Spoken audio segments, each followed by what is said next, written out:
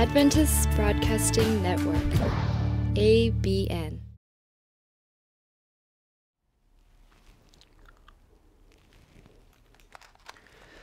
여러분 안녕하십니까? 오늘은 오늘의 엘리야 5번째 시간이고요. 우울한 선지자라는 제목으로 말씀을 드리려고 합니다. 다 같이 열왕기상 19장 1절로 16절까지 한번 보도록 하겠습니다. 긴 성경절인데요. 제가 읽어드리도록 하겠습니다. 아합이 엘리야가 행한 모든 일과 그가 어떻게 모든 선지자를 칼로 죽였는지를 이세벨에게 말하니 이세벨이 사신을 엘리야에게 보내어 이르되 내가 내일 이맘때에는 반드시 내 생명을 저 사람들 중 한 사람의 생명과 같게 하리라. 그렇게 하지 아니하면 신들이 내게 벌 위에 벌을 내림이 마땅하니라 한지라. 그가 이 형편을 보고 일어나 자기의 생명을 위해 도망하여 유다에 속한 브엘세바에 이르러 자기의 사환을 그곳에 머물게 하고 자기 자신은 광야로 들어가 하룻길쯤 가서 한 로뎀나무 아래에 앉아서 자기가 죽기를 원하여 이르되 여호와여 넉넉하오니 지금 내 생명을 거두시옵소서. 나는 내 조상들보다 낫지 못하니이다 하고 로뎀나무 아래에 누워 자더니 천사가 그를 어루만지며 그에게 이르되 일어나서 먹으라 하는지라. 본즉 머리맡에 숯불에 구운 떡과 한 병 물이 있더라. 이에 먹고 마시고 다시 누웠더니 여호와의 천사가 또 다시 와서 어루만지며 이르되 일어나 먹으라. 내가 갈 길을 다 가지 못할까 하노라 하는지라. 이에 일어나 먹고 마시고 그 음식물의 힘을 의지하여 40주 40야를 가서 하나님의 산 호렙에 이르니라. 엘리야가 그곳 굴에 들어가 거기서 머물더니 여호와의 말씀이 그에게 임하여 이르시되 엘리야야 내가 어찌하여 여기 있느냐. 그가 대답하되 내가 만군의 하나님 여호와께 열심히 유별하오니 이는 이스라엘 자손이 주의 언약을 버리고 주의 제단을 헐며 칼로 주의 선지자들을 죽였음이오며 오직 나만 남았거늘 그들이 내 생명을 찾아 빼앗으려 하나이다. 여호와께서 이르시되 너는 나가서 여호와 앞에서 산에 서라 하시더니 여호와께서 지나가시는데 여호와 앞에 크고 강한 바람이 산을 가르고 바위를 부수나 바람 가운데 여호와께서 계시지 아니하며 바람 후에 지진이 있으나 지진 가운데에도 여호와께서 계시지 아니하며 또 지진 후에 불이 있으나 불 가운데에도 여호와께서 계시지 아니하더니 불 후에 샘이 한 소리가 있는지라. 엘리야가 듣고 겉옷으로 얼굴을 가리고 나가 굴 어귀에 섬에 소리가 그에게 임하여 이르시되 엘리야야 내가 어찌하여 여기 있느냐. 그가 대답하되 내가 만군의 하나님 여호와께 열심히 유별하오니 이는 이스라엘 자손이 주의 언약을 버리고 주의 제단을 헐며 칼로 주의 선지자들을 죽였음이오며 오직 나만 남았거늘 그들이 내 생명을 찾아 빼앗으려 하나이다. 여호와께서 그에게 이르시되 너는 내 길을 돌이켜 광야를 통하여 다메섹에 가서 이르거든 하사엘에게 기름을 부어 아람의 왕이 되게 하고 너는 또 님시의 아들 예후에게 기름을 부어 이스라엘의 왕이 되게 하고 또 아벨 무홀라 사밧의 아들 엘리사에게 기름을 부어 너를 대신하여 선지자가 되게 하라. 네, 굉장히 긴 말씀을 여러분들에게 읽어드렸습니다. 성경을 통독해 보신 분들은 다 아시겠지만 이전 장에서 우리는 엘리야의 놀라운 능력들을 봅니다. 그가 한 가지 행동 하나하나가 정말 놀라운 일이었습니다. 누가 비를 그치게 할 수 있겠습니까? 누가 아합 왕의 궁에 홀로 들어가서 하나님의 기별을 강하게 전할 수 있겠습니까? 사르와 과부에게 행한 기적도 놀랍습니다. 그리고 나중에 그는 그의 아들도 고칩니다. 대단한 선지자죠. 갈멜산의 대결은 아이들까지 다 아는 놀라운 사건 아니겠습니까? 그런데요, 우리는 그렇게 생각합니다. 신앙의 최고점에 이르면 우울 같은 것은 전혀 없을 것이라고 생각합니다.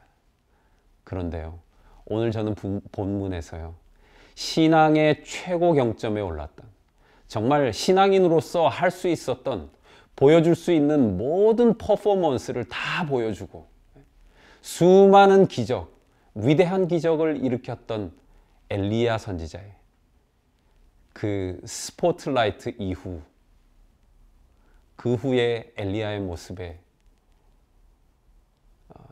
모습을 한번 생각을 해보려고 하는 겁니다. 솔직히 우리는 이렇게 생각하죠.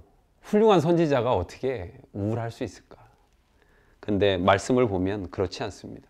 그는 심지어 자살까지 생각을 하게 됩니다. 어떤 분이 이렇게 질문했어요. 목사님, 어떻게 하나님 믿는 사람이 자살을 할 수 있을까요? 저는 그게 있을 수 없는 일이라고 생각합니다. 그때 제가 말씀드렸어요. 저는 있을 수 있다고 생각합니다. 왜 그럴까요? 엘리야도 자살을 생각했었기 때문에 그렇습니다. 죽여달라 그랬어요. 충분히 가능한 일입니다. 그리고요, 그러한 우울이나 자살을 생각하는, 자살을 시도하는 일은요, 그 사람의 이전에 삶이 더 훌륭했다거나 잘 살아왔다거나 열정적으로 살아왔던 사람일수록 그 우울감은 더 커질 수 있다는 겁니다. 목사도 자살을 생각할 수 있을까요? 목사도 우울할 수 있을까요? 교회 신앙의 연주가 오래된 장로님, 그동안 신앙의 모본을 잘 해주셨던 연로한 노 집사님, 자살 생각할 수 있을까요? 가능합니다. 인간사에서 다 일어나는 일들이에요. 추락, 타락, 몰락, 폭락의 공통점은 무엇일까요? 떨어졌다는 겁니다. 여러분, 우리 속담에 지렁이도 나무에서 떨어질 때가 있다. 그 속담 맞나요? 지렁이가 왜 나무에서 떨어지지 않죠? 올라가지 않기 때문입니다. 올라가지 않은 사람 떨어질 이유가 없어요. 그런 차원에서 우울이라고 하는 것을 생각을 해봐야 되는 겁니다. 대폭락이라는 말은 무엇일까요? 엄청나게 올라갔다는 겁니다. 그래서 대폭락이 있다는 거죠. 산이 높기 때문에 골이 깊을 수밖에 없는 겁니다. 우울증이 심하다. 그러면 그 사람의 과거는 정말 영화로웠을 수가 있었다는 겁니다. 그리고 정말 높은 세계에서 어지럼증이 나도록 다른 사람들이 따라올 수 없는 어떤 업적을 이뤘던 사람일 가능성이 굉장히 높다는 겁니다. 아니면 그런 압력 속에서 살았던 사람이거나요. 지금 내가 우울하다는 이유, 그런 차원에서 봐야 한다는 거죠. 선진국에서 자살률이 높다. 그것도 어쩌면 그런 면이 있지 않을까, 그런 생각을 해보게 되는 겁니다. 물론 물질적인 면을 중요하게 생각해서 말씀드리는 것은 아닙니다. 높은 목표를 가진 사람이요, 실제로 정상을 목표로 하는 사람은 반드시 내려오는 것에 대한 계획을 세워야 합니다. 우리가 잘 취업하는 것, 취업을 계획할 때 그때 우리가 같이 세워야 할 계획은 뭐냐 하면 은퇴 계획이에요. 우리가 출생에 대한 것, 우리의 삶에 대한 준비 여러 가지를 할 때 우리가 또한 반드시 준비해야 할 것은 언제 찾아올지 모르는 죽음에 대한 대비인 것입니다. 갑자기 그런 것들을 직면하게 될 때 우리는 남들보다 더 크게 우울증에 빠지게 되는 것입니다. 오늘 제가 본문에서 그리스도인이 우울증에 빠지게 될 수 있는 두 가지 이유를 한번 적어봤습니다. 첫째는요, 현실이 기대치를 따르지 못할 때입니다. 엘리야가 그래요. 여호와를 위하여 열심히 특심하오나 그랬어요. 열심히 정말 유별났다는 겁니다. 열심히 했는데 남은 게 없다는 거죠. 제가 정말 하나님을 위해서 안 한 게 뭐가 있느냐는 겁니다. 그리고 사실은 결과도 놀라웠죠. 그런데 지금의 자신을 받아들일 수가 없는 겁니다.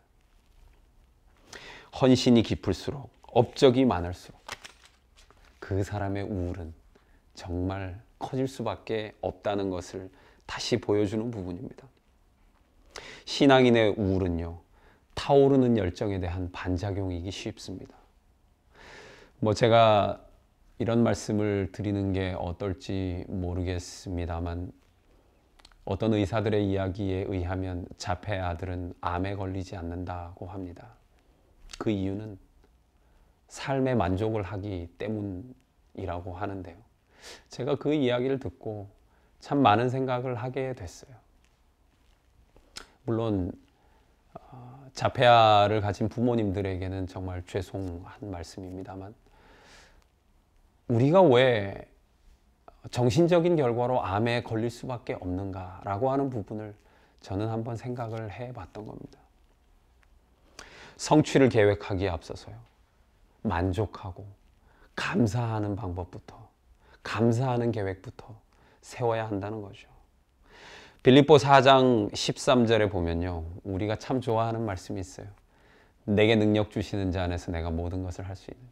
그래서 우리가 이 말씀 참 좋아해요. 뭐 수험생도 좋아하고, 뭐 직장에 취업할 청년들도 좋아하고. 근데 우리가 그 앞부분에 있는 말씀을 잘 기억을 안 해요. 하나님이 우리에게 어떤 능력을 주시는가라고 하는 질문입니다. 제가 읽어드릴게요. 빌립보 4장 11절부터 보면 이렇게 나와 있습니다. 어떠한 형편에든지 내가 자족하기를 배웠노니 내가 비천에 처할 줄도 알고 풍부에 처할 줄도 알아. 모든 일에 배부르며 배고픔과 풍부와 궁핍에도 일체의 비결을 배웠노라. 내게 능력 주시는 자 안에서 내가 모든 것을 할 수 있느니라. 여러분, 하나님이 주신 능력이 뭐죠? 네, 만족하고 감사하는 능력입니다.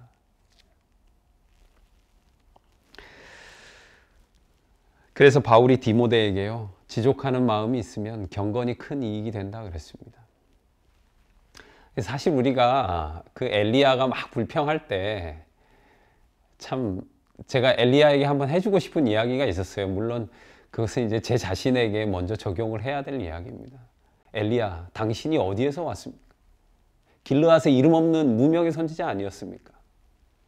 당신이 이루었던 그 수많은 것들, 당신이 사람들에게 주목받았던 그 수많은 업적들과 기적적인 일들, 그 과연 누가 이루어 주신 겁니까? 하는 것입니다. 지금 우울하신 여러분들, 과거에 내가 너무 영광스러운 삶을 살았기 때문에 내가 늘 왕년회를 외치고 있다면 정말 그 왕년회 누구의 도움으로, 누구의 인도하심으로 그것을 이루어 왔었는지를 먼저 생각을 해봐야 된다는 겁니다. 두 번째로요, 신앙인이 우울증에 빠지는 이유, 고독감입니다. 나만 남았사오니 라고 하는 것입니다. 엘리야가 정말 혼자였을까요? 엘리야가 왕궁에 갔을 때 하나님이 그를 혼자 보냈겠습니까? 위험하니까 나는 못 가겠다, 이거였겠습니까? 아닙니다.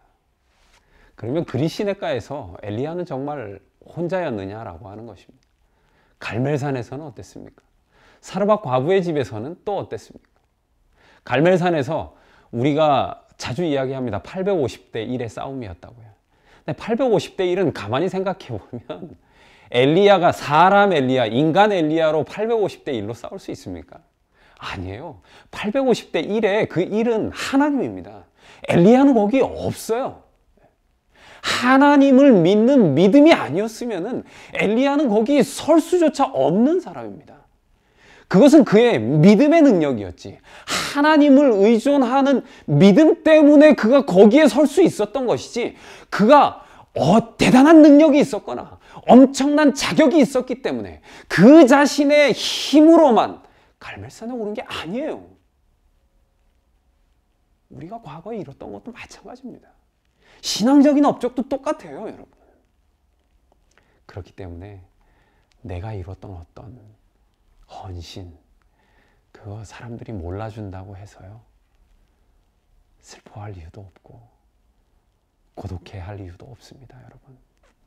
하나님이 함께 하시고 하나님이 알아주십니다. 그리고 더 근원적으로 따지고 보면 그거요, 내가 드린 집, 내가 드린 차, 내가 바친 삶의 소중한 시간들, 그거 사실 누가 주신 겁니까? 하나님이 주시지 않으면 우리가 드릴 수조차 없는 겁니다. 그것이 인간이란 존재예요. 하나님의 도우심은 어디까지인가? 하나님은 언제 개입하시는가? 우리가 중국의 명의 편작에 대한 이야기를 가끔 하는데요. 편작에게 두 형이 있었다 그래요. 근데 우리가 뭐 잘 이야기 안 하는 건데 그 두 형도 의사였다고 합니다. 그래서 위나라 왕이 편작을 불렀어요. 편작 선생, 당신에게 형이 둘이 있는데 다 의사라고 들었어. 근데 그 셋 중에 누가 제일 위대한 의사요? 참 짓궂은 질문이죠. 그랬더니 편장이 겸손하게 대답했습니다. 큰형님의 의술이 가장 크시고 두 번째는 둘째 형님이고요. 제 의술이 거기서 제일 떨어집니다. 그래서 위나라 왕이 그 대답을 듣고 좀 이상해서 아니 사람들은 당신을 제일 위대한 의사라고 하는데 그럼 그 이유가 뭐예요? 그랬더니 왕이시여 큰형님은 병이 찾아오기도 전에 환자의 얼굴빛만 보고도 그걸 알아냅니다. 그래서 그 원인들을 다 차단을 해준다는 거예요. 그러니까 큰형님의 의술은 의술을 발휘했는지 안 했는지조차 사람들이 모른다는 거예요. 그 감사가 없죠. 둘째 형님은요, 병이 미미할 때 바로 딱 알아차린대요. 아, 요거 놔두면 정말 큰 병이 된다.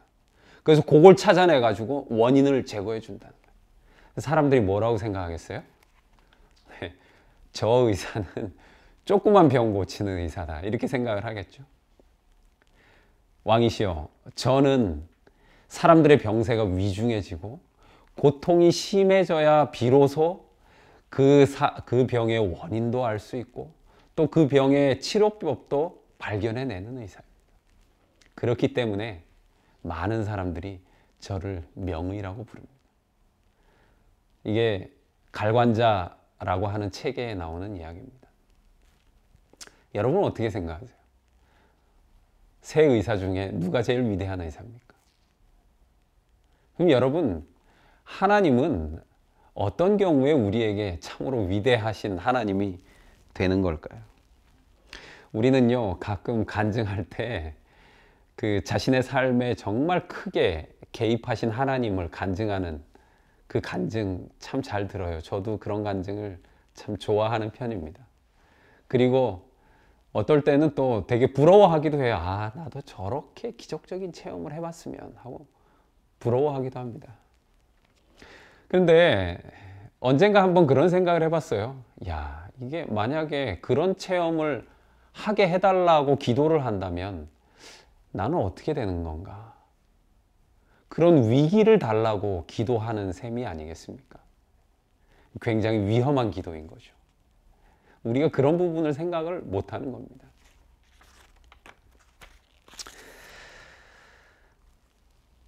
그렇게 엄청난 간증들만 좋아하다 보면 일상 속에서 소소하게 함께 하시는 하나님, 그거 생각 못하기가 일수인 것 같아요. 하나님이 우리 밥 먹을 수 있게 해주시고요, 화장실 갈 수 있게 해주시고, 숨 쉴 수 있게 해주시고, 정말 그렇게 우리가 무심코 넘겨버리는 그런 감사한 일들이 정말 많지 않습니까? 근데 그런 것을 기적으로 취급하지 않아요. 감사도 잘 하지 않습니다. 오늘은 그런 하나님께 감사를 좀 해봤으면 좋겠습니다.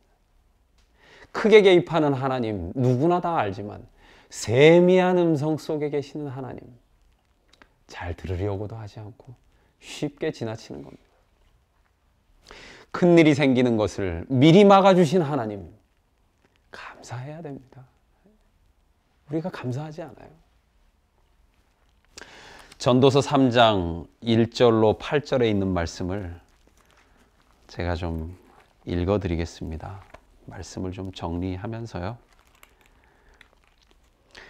범사의 기한이 있고 천하만사가 다 때가 있나니 날 때가 있고 죽을 때가 있으며 심을 때가 있고 심은 것을 뽑을 때가 있으며 죽일 때가 있고 치료할 때가 있으며 헐 때가 있고 세울 때가 있으며 울 때가 있고 웃을 때가 있으며 슬퍼할 때가 있고 춤출 때가 있으며 돌을 던져버릴 때가 있고 돌을 거둘 때가 있으며 안을 때가 있고 안는 일을 멀리할 때가 있으며 찾을 때가 있고 잃을 때가 있으며 지킬 때가 있고 버릴 때가 있으며 찢을 때가 있고 꿰맬 때가 있으며 잠잠할 때가 있고 말할 때가 있으며 사랑할 때가 있고 미워할 때가 있으며 전쟁할 때가 있고 평화할 때가 있느니라.